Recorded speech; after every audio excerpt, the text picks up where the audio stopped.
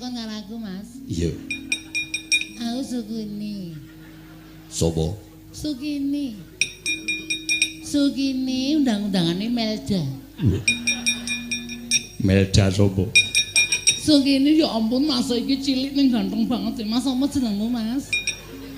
Aku Setyaki. Setyaki Sektiampo aki cilik. Ya ampun cilik ning ampuh. Iya. Ora kuat aku mbangane gedene ngempuk. Iya. Lu wong cilik ning ampuh. Iya, dasar Purayada kuwi sapa? Sukini. Kini su. Arep ngopo mrene? Gelut. Ama Suramrata Jaya Mrata imbang yen padha-padha. Ayo Mas. Gelut. Tiban tangan pecah siramu. Timban ati ketiban alatku musik mati jeneng. Alat musik endi? Iki lho Mas. Wiki ambiar. Gilane. Ya ampun Mas Setyaki mbok yo didadekke sik regane. Ya ampun. Melayu ya ampun. Gilane. Nggih, wonten dawuh, mundur nggih. Sampeyan kewirangan. Mungsuhe ora kaya sakbaene. Kula ingkang badhe nugel janggane pun boten saged kula elekke, kula semanggaken.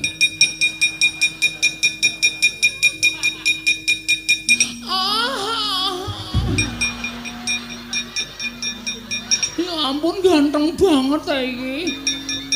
Sopo Mas? Gatut Kaca. Gatut Kaca ya ampun suarane gedene raja macam. Dadaku deg-degan. Aku ya ampun brengose, geli aku.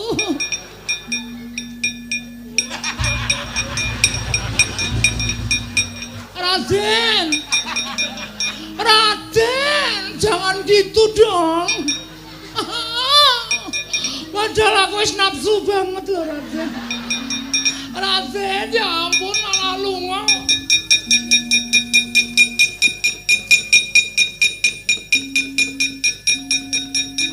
Waduh ya ampun wong Karangkadempel ganteng kabeh. Ya ampun sapa Mas? Antarja. Antarja. Antarja ya ampun kaya antar pit antar. Ih. Ya ampun ilang Angslep ning bumi ya ampun maslep ngono iki merinding aku. Aku biasanya ya dislep ngono. Ya ampun bilang.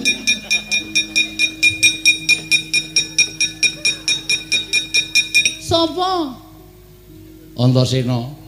Kowe sapa? Sukini. Tak goleki mungsuh gelem. Gelem ya ampun gelem lho. Sing kuat ya. Ya.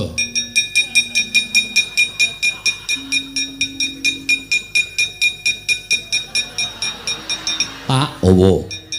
Mungsuhe ampuh banget. Paman Setyaki Kakang Garukaca Kakang Antarja melayu kabeh. Aku ya arep melayu. Wah, edan. Yen kewirangan wong tuwa.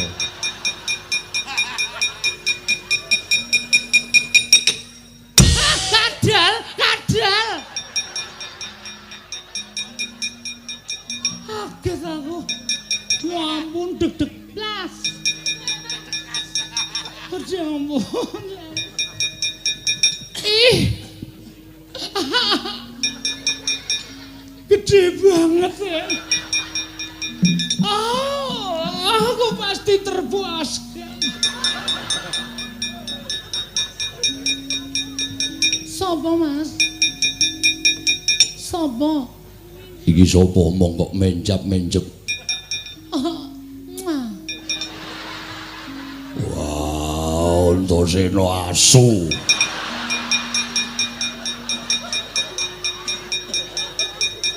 Wong tuwa diabus.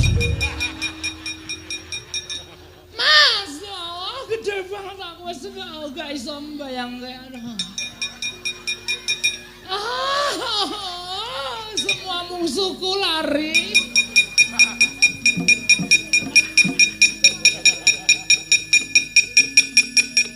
Piye, Pak? Sampeyan ngono. Wah, ora mbles bumi lak kecek dasmu. Wah, Werkudara ditukke banji.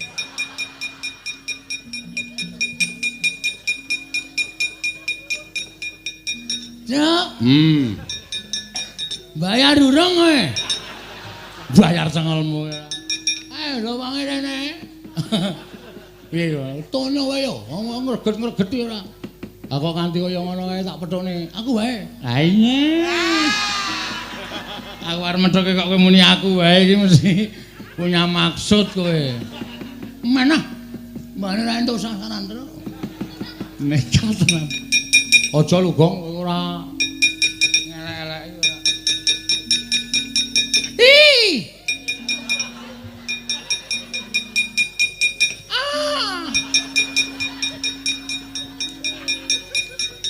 Piye, Gong? Karo rupaku gila wae ya. Tak methok iki mah merem ngono. Akae sing digoleki ya wong bagus-bagus kok kowe iki rupane kaya ngono kok. Kasandono ning kene wae ora. Ya ampun iki ngopo iki jenggote coba iki ngopo iki? Ya men ndingu kok ora entuk Dipantang griseni ya ampun. Mbok irunge ra ngene iki to, Mas. Aku dadi kelingan sing ora-ora.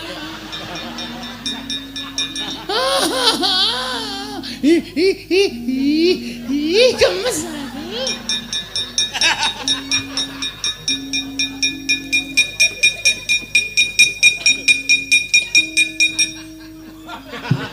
Ora ngono kuwi to, Mas.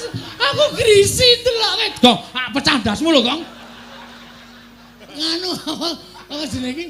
Risi ro irungmu iki lho, Srek. Wis esuk diomoti pucuke iki drek.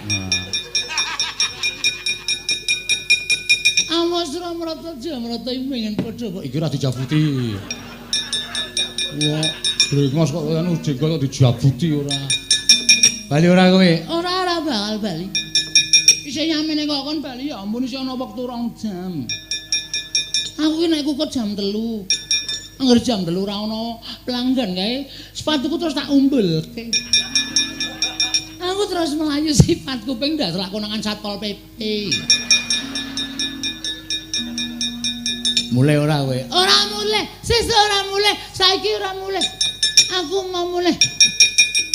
Awas ora mata jemrot ayo Semar endi? Semar. Toko Mas Semar. Tak boyonge legane ati.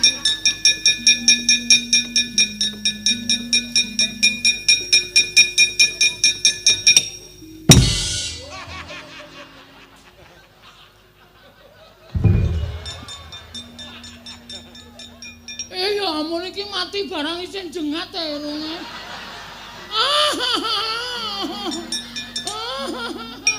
Ayo, arti apa iki? Wah, kurat. Modar ora. Petruk ki ya senengane ora. Garek iki mripate ora makcleng ning ndas ora. Marahi maksiat ngene iki.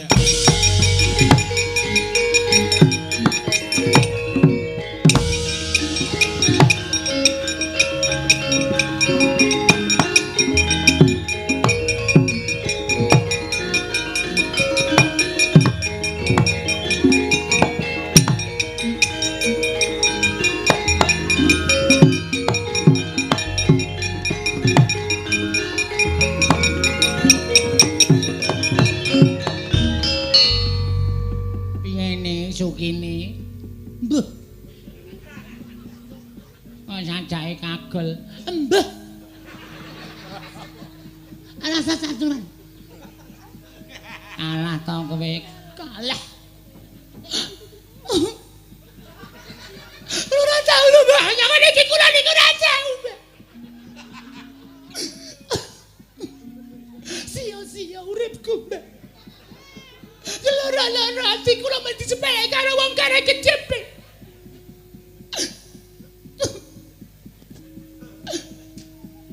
Kana adus kana. Nek muring-muring terus apa-apa dipecahi, apa-apa dipecahi. Ndak malah ngententeke apa-apa. Sinuwun kados pundi kawontenan menika sinuwun kula sumangga.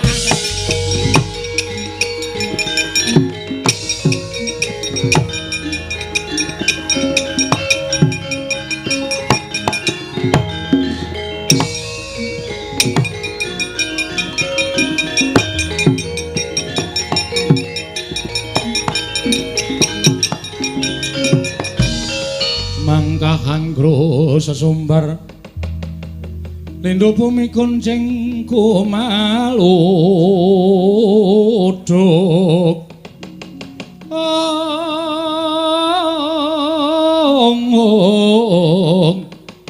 kumaluduk guntur ketup lumembak penyu kang kumambang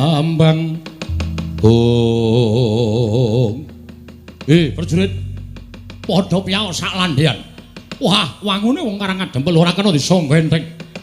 Konangan Prabu Jayeng Sekti ora padha kukut genderane aja tuntang nata pagelaran barat.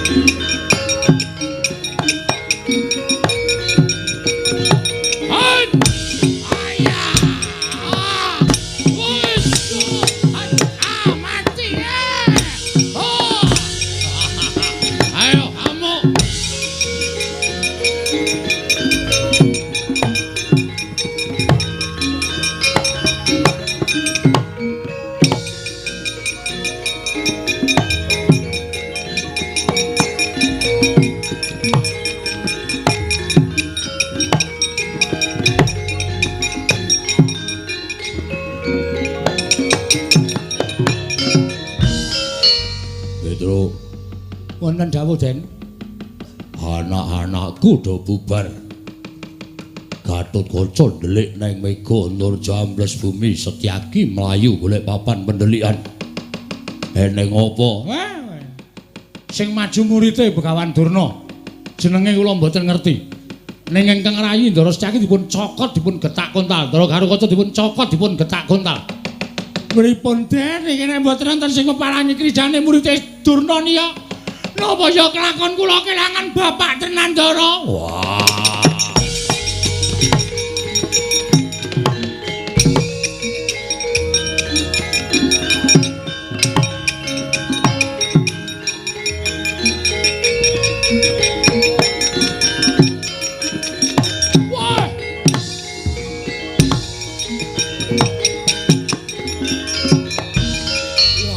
Wong gagah Werkudara sapa siswaning Begawan Durna Prabu Jayeng Sekti. Ayo meneke Semar apa ora? Ora bakal tak wenehake. Wah, lakon kene pancangka.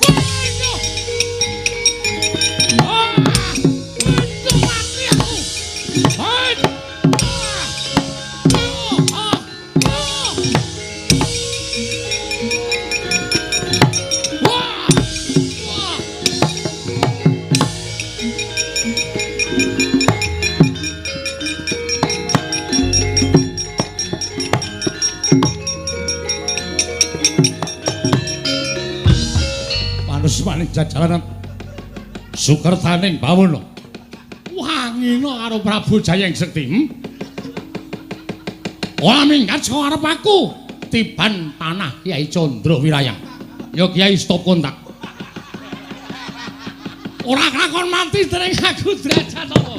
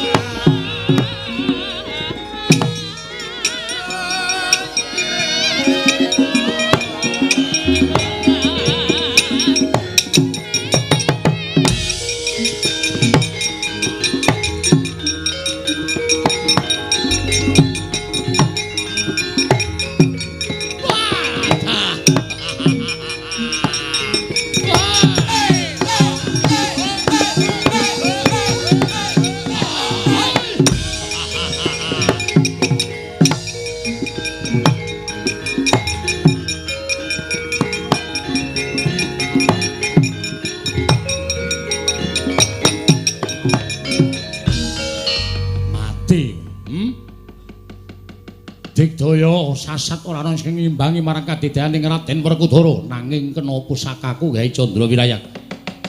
Ora nggletak apa dianggep aku ora iso ngalahke karo kowe? Ayo, ora bakal bisa nglawate prajurit lemboke pakun cara nganti uwal para Pandhawa.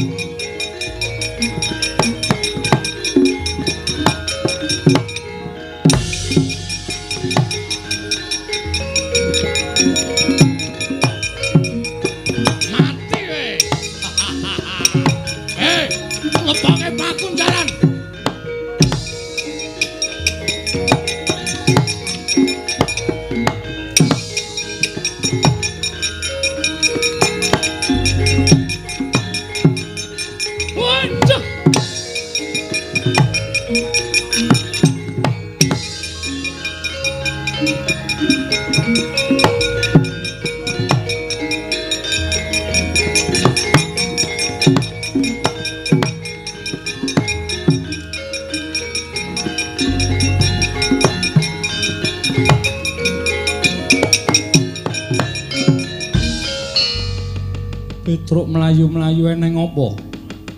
Ngaturaken driwasan Ndara. Nek kula matur napa Ndara mboten kejot penggalipun mboten kaget. Kowe arep matur apa Petruk? Katon gugup.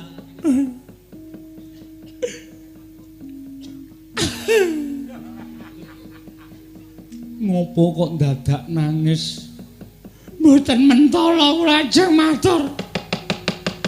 Nalika semanten para putra Pandhawa sami kendhang kapracondhang mergi mengsahipun muridipun Begawan Durna nami Prabu Jayeng Sekti. Dadi cokoti. Monggo ranggo lombok ya. Dadi cokoti do ndelik. Terus sing maju Ndara Werkudara. Kare Ndara Janaka maju. Mboten kena jebur. Siswane Durna niku ampun tenan, Den. Kula sawang saka katebian Ndara karo Werkudara Ndara Janaka dilepasi pusaka. Saniki mboten ngerti temputi papan gunungipun tasih sugih napa sampun seda, Ndara.